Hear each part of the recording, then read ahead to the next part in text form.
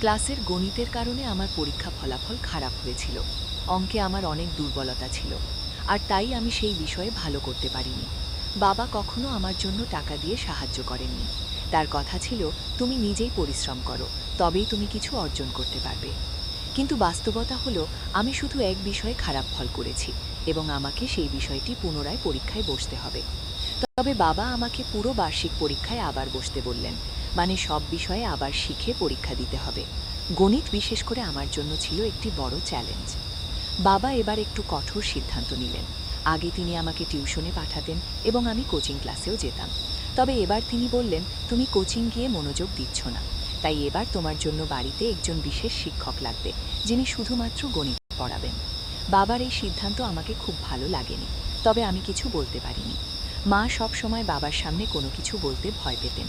এরপর নতুন শিক্ষকের সাহায্য নিয়ে আমি আবার মন দিয়ে পড়াশোনা শুরু করলাম।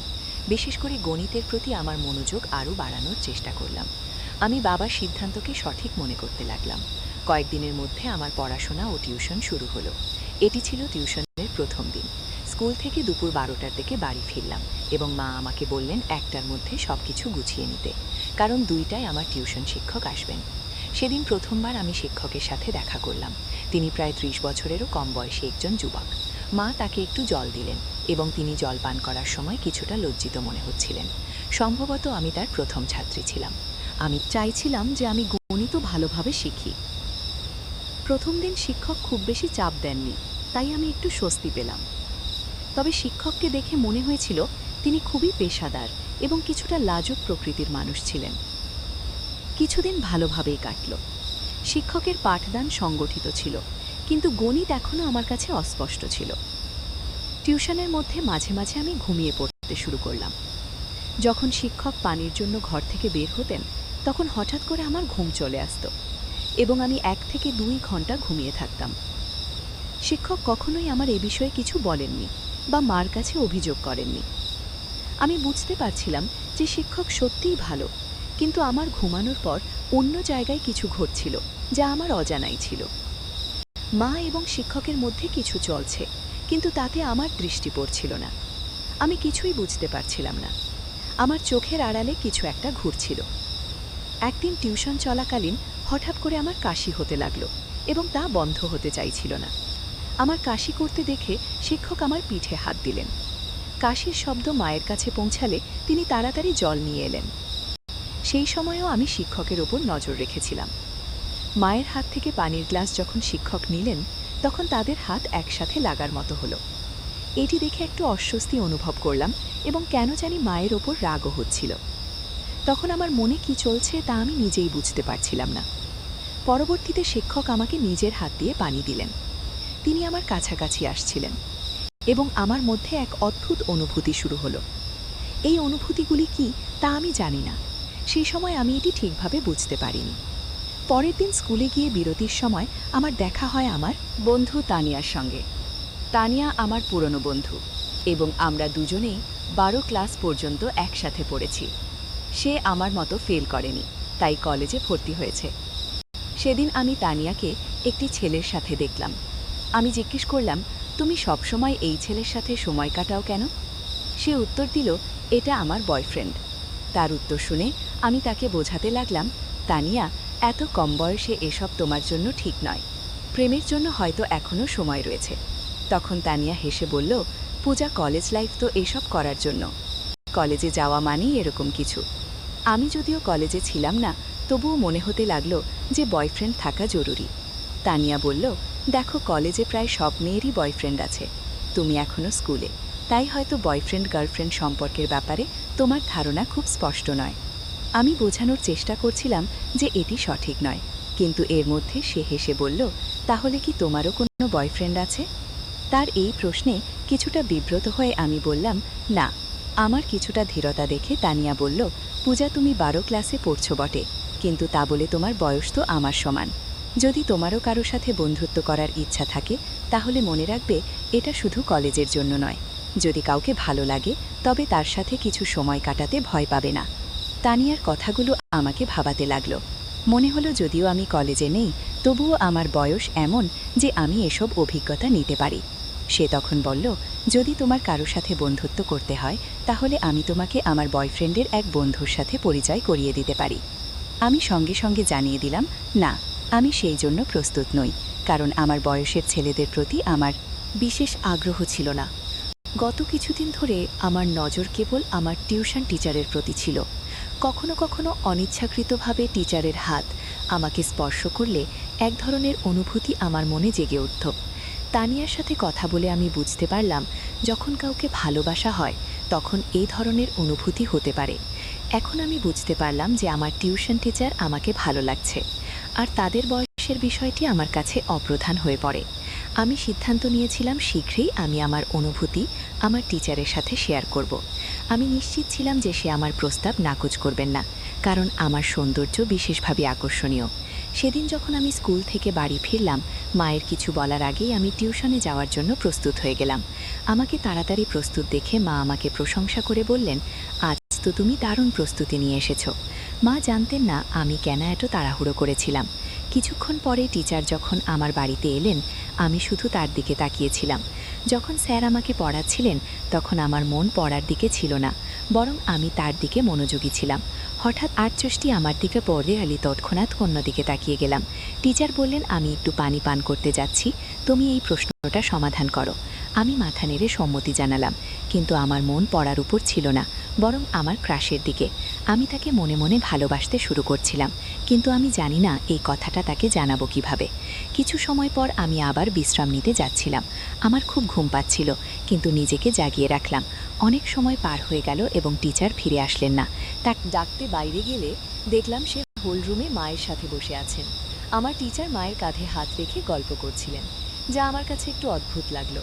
আমাকে দেখেই সে মায়ের থেকে কিছুটা দূরে সরে গিয়ে বললেন, আমার একটু অলস লাগছে, তাই আমি তোমার মাকে বলেছিলাম আমার জন্য চা বানাতে। আমি মাথা নেড়ে কিছু বললাম না। মা বললেন, ঠিক আছে, আমি চা বানিয়ে নিয়ে আসছি। এই সময় তুমি পূজার টিউশন চালিয়ে যাও, আমি চা তোমার ঘরে নিয়ে আসব। টিচার আমার সাথে ফিরে ঘরে এলে আমি তার পাশে বসে কিছু গণিতের প্রশ্ন জিজ্ঞেস করতে লাগলাম। আসলে আমি কিছুই বুঝছিলাম না, কিন্তু ইচ্ছাকৃতভাবে বারবার তার কাছে প্রশ্ন করছিলাম। পড়ানোর সময় টিচার আমাকে একটি সংখ্যা লেখার জন্য বললেন, কিন্তু আমি ভুল বুঝতে সেই সংখ্যা উল্টো লিখে ফেললাম। টিচার ভাবলেন আমি ভালো করে লিখতে পারছি না, তাই তারা আমার হাত ধরলেন এবং আমাকে সঠিকভাবে লিখতে শেখানোর চেষ্টা করলেন। সেই যখন আমার হাত ধরেছিলেন এবং লেখার পদ্ধতি বোঝাচ্ছিলেন, তখন আমার মনে এক অদ্ভুত খুশির অনুভূতি হচ্ছিল। আমার প্রিয় ব্যক্তি আমার খুব কাছাকাছি ছিলেন এবং আমি তার দিকে হাসি মুখে তাকিয়েছিলাম। তখনই মা চা নিয়ে ঘরে এলো। মা দেখা মাত্রই টিচার আমার থেকে একটু দূরে সরে গেলেন, যেন মা তাকে শাসন করার জন্য এগিয়ে আসছেন। আমি মা এবং টিচারের সম্পর্কের দিকে বেশি লক্ষ্য করছিলাম না। আমার মন ছিল একমাত্র টিচারের দিকে। ভাবছিলাম কিভাবে তাকে আরও বেশি আকৃষ্ট করতে পারবো, কিভাবে আমি তাকে আমার মনের কথা বলতে পারবো। পরের দিন টিউশনের মাঝে টিচার আবার পানি খাওয়ার জন্য বেরিয়ে গেলেন। অনেক সময় হয়ে গেছে, কিন্তু টিচার ফিরে আসছিলেন না। তাকে খুঁজতে আমি ঘর থেকে বেরিয়ে গেলাম। সেই দিন তারা হোলরুমে নেই। মনে মনে ভাবতে লাগলাম, তারা আবার কথায় গেল। আমি মায়ের ঘর থেকে কথাবার্তার শব্দ শুনতে পেলাম। আমি ধীরে ধীরে মায়ের ঘরের কাছে গেলাম এবং দেখলাম দরজা একটু খোলা। দেখলাম টিচার মায়ের সঙ্গে সেখানে বসে আছেন এবং তারা একে অপরের খুব কাছে। টিচারের একটি হাত মার কাঁধে ছিল। এই দৃশ্য দেখে আমি অত্যন্ত হতবাক হলাম, কারণ আমি দেখলাম আমার মা আমার পছন্দের ব্যক্তির সাথে সময় কাটাচ্ছেন। সেই মুহূর্তে আমার মন ভরে গেল রাগে। আমি দ্রুত কিচেন থেকে একটি কাঁচের গ্লাসের জল নিয়ে এসে মার ঘরের সামনে গ্লাসটি জোরে ফেলে দিলাম। ওই শব্দে তারা দুজনেই তৎক্ষণাৎ বাইরে এসে পড়লেন। মাকে দেখার পর আমি বললাম, বিপত্তি হয়ে গেছে, গ্লাসটি হাত থেকে পিছলে গেছে। কিন্তু টিচার উল্টো প্রশ্ন করে বললেন, তুমি এখানে কি করছো? আমি সোজাসুজি তাদের দিকে তাকালাম এবং টিচার আমাকে বললেন, তোমার মায়ের মোবাইলের সমস্যা দেখা দিয়েছিল, তাই তোমার মা আমাকে এখানে ডেকেছিলেন। তার ভয়ে ভয়ে কথা বলার ধরন যা বুঝিয়ে দিল যে তাদের মধ্যে বিশেষ সম্পর্ক ছিল, যা আমার কাছ থেকে আমার মা আর আমার স্যার লুকাতে চাচ্ছে। কিন্তু আমি তো মার মেয়ে এবং আমি জানতাম যে আমি আমার মায়ের থেকে বেশি তরুণ ছিলাম। টিচার অবশ্যই আমার প্রতি আকৃষ্ট হতে বাধ্য ছিল। এখন আমার পরিকল্পনা ছিল কিভাবে টিচারকে আকর্ষণ করব। সেই দিন কিছু করতে পারলাম না, কারণ টিউশনের সময় শেষ হয়ে গেল, কিন্তু আগামী দিনে আমি নিশ্চয়ই কিছু করার চেষ্টা করব। একদিন যখন আমি টিউশনের জন্য প্রস্তুতি নিচ্ছিলাম, আমি একটি ছোট ফ্রক পরেছিলাম। সেই পোশাকে আমাকে অনেক সুন্দর লাগছিল আর আমি একটু হালকা করে সেজেছিলাম। যখন টিচার টিউশনে এলেন, তিনি আমাকে বারবার দেখতে লাগলেন। পড়াশোনা শুরু হলে কথার মধ্যে আমি তার হাত আমার পায়ের কাছে রাখলাম। এরপর বেশ কিছু সময় ধরে টিচার তার হাত আমার পায়ের কাছ থেকে সরালেন না। এতে বুঝতে পারছিলাম যে তিনি ক্রমশ আমার প্রতি আকৃষ্ট হচ্ছেন। সেদিন সময় কেটে গেল, কিন্তু প্রতিদিনের মতো টিচার পানি খেতে বা অন্য কোনো কারণে ঘর থেকে বেরিয়ে যাননি। বরং তিনি আমাকে হাত ধরে পড়াতে লাগলেন এবং মাঝে মধ্যে আমার দিকে তাকাচ্ছিলেন। এটি আমার কাছে খুব ভালো লাগছিল। হঠাৎ করে মা এসে যান।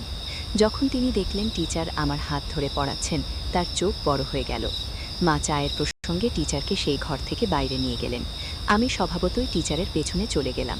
টিচার সরাসরি মায়ের ঘরে না গিয়ে বাইরে হোলের একটি কোণে বসে থাকলেন। মা আমাকে কিচেনে নিয়ে গিয়ে গম্ভীরভাবে বলতে লাগলেন, তুই আর ছোট নেই। এইভাবে অচেনা মানুষের সামনে ছোট পোশাকে ঘুরে বেড়াতে তোর কিছু মনে হয় না? তিনি বললেন, এটি আমার প্রথম এবং শেষ সতর্কতা। মার গম্ভীর মুখের দিকে তাকিয়ে আমার মনে হলো তিনি সত্যি চিন্তিত। আমি চেষ্টা করছিলাম যেন তিনি সতী সাবিত্রী যেভাবে থাকেন, কিন্তু তার বিয়ে হয়ে গেলেও তিনি একজন যুবকের সাথে সময় কাটাচ্ছেন। আমি তখন এমন পোশাক পরেছিলাম যা মায়ের কাছে অশালীন লেগেছিল। যখন আমি কিছু বলতে যাচ্ছিলাম, ঠিক তখনই বাইরে থেকে বাবা ডাকলেন। সেদিন বাবা আগে বাড়ি এসেছিলেন। বাবার ডাক শোনার পর মা এক গ্লাস জল নিয়ে বাইরে চলে গেলেন। সেদিন রাতের ঘটনাগুলি আর কেউ জানত না। ঘুমানোর আগে আমি মায়ের কাছে ক্ষমা চাইলাম এবং বললাম, মা, আমি ভবিষ্যতে স্যারের সামনে এমন কিছু করব না। পরের দিন টিউশনের সময় আসার আগে মা বাজারে যাওয়ার জন্য বেরিয়ে গেলেন। আমি রাতের ক্ষমা চাওয়ার মাধ্যমে মায়ের বিশ্বাস অর্জন করতে চেয়েছিলাম যে আমি আর স্যারের সামনে এমন আচরণ করব না। সাধারণত রবিবারে বাজার হয় এবং মা সবসময় বাজারে যেতেন। আমি ভাবলাম, যদি মা আমার এবং স্যারের মধ্যে কিছু সন্দেহ করেন, তবে তিনি বাজারে যাবেন না। তাই আমি আগে থেকেই তাকে সঠিকভাবে বোঝানোর চেষ্টা করলাম, যাতে তার মনে সন্দেহ দূর হয় আর যেন বাজারে চলে যান। মা বাজারে চলে যাওয়ার পর আমি এবং স্যার বাড়িতে একা ছিলাম। তখন অচিরেই টিচার আমার হাত ধরে আমাকে গণিত পড়াতে শুরু করলেন। তিনি বললেন, আমি জানি তুমি ইচ্ছে করে গণিতে ভুল লিখছিলে, যাতে আমি তোমার হাত ধরতে পারি। তার কথা শুনে আমি হাসতে লাগলাম। তারপর তিনি বললেন, পূজা, তুমি খুব সুন্দর। কি তোমার ধারণা আমি তোমার দিকে নজর দেইনি? তিনি বললেন, আমি তোমাকে একটা কথা বলতে চাই। তুমি তোমার বয়সের তুলনায় অনেক বেশি সুন্দর। এটি সেই সময় যখন প্রেমের কথা বলার প্রস্তুত হওয়া উচিত, তবে তুমি কেন নিজেকে আটকে রেখেছ? স্যারের কথাগুলো শুনে আমি হাসি চাপতে পারলাম না, কারণ যেটা আমি চাইছিলাম সেটাই তার মুখ থেকে বেরিয়ে এলো। স্যার বললেন, আমি তোমার প্রতি ভালোবাসা অনুভব করি। তিনি আমাকে আলতো করে হাত ধরলেন।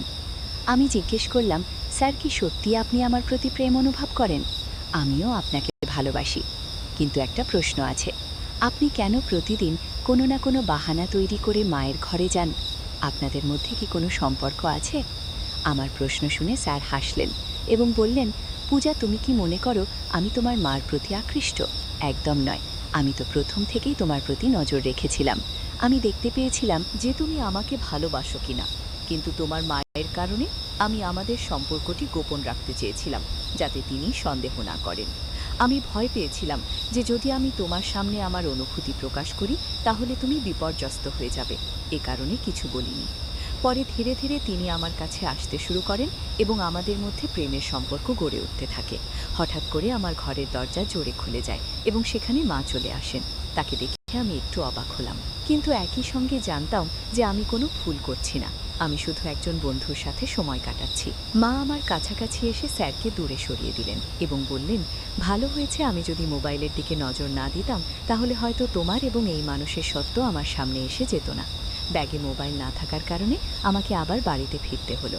প্রিয়া, এত কম বয়সে তোমার, আমি জানি আমি গতকালই তোমাকে সতর্ক করেছিলাম, কিন্তু আজকে তুমি আবার সেই অবস্থায় পৌঁছে গেছো। স্যার মার সামনে আমাকে ভুল প্রমাণিত করার চেষ্টা করছেন। স্যার মাকে বললেন, বেশ কিছুদিন ধরে তোমার মেয়ে বেশ কিছু অদ্ভুত কাজ করছে। আজকে সে নিজেই আমার সঙ্গে এই বিষয়গুলো নিয়ে আলোচনা করতে এসেছে। মাকে বলতে দেখার পর আমি বাধা দিলাম এবং বললাম, মা, এই লোকটির কথায় বিশ্বাস করো না। আমি তোমার শপিং ব্যাগে থেকে তোমার মোবাইল বের করেছিলাম, যাতে তুমি অর্ধেক পথে ফিরে এসে সত্যটা জানতে পারো।